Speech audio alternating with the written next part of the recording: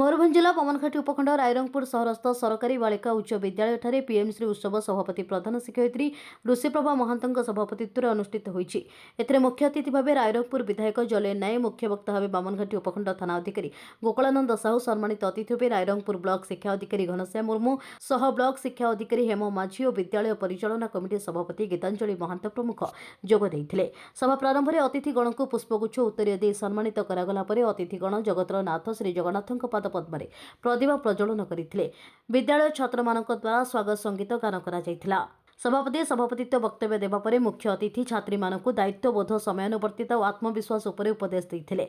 या परे अन्य अतिथिगण सुचिंतित वक्तव्य प्रदान करथिले। उक्त उत्सव में 3टी परेलियन आकांक्षी मेला, आकांक्षी परिषद, दोकान यात्रा सह अन्य स्टल गुड़िक प्रदर्शित होता। यह अवसर में छात्री मानक द्वारा महिला सशक्तिकरण और डिजिटल बैंकिंग संपर्कित छोट नाटक मंचस्थ होता। प्रदर्शनी में कृतित्व अर्जन करथिबा कृति प्रतियोगी मानकु अतिथिगण मानपत्र ट्रॉफी दे पुरस्कृत करथिले।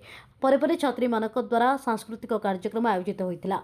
शिक्षयित्री रश्मिता कबाट सभा परिचालना सह धन्यवाद अर्पण करथिले। एथिरे विद्यालयर समस्त शिक्षक शिक्षयित्री सहयोग करथिले। मयूरभंज रायरंगपुर सेमलेंदु परिडांक रिपोर्ट।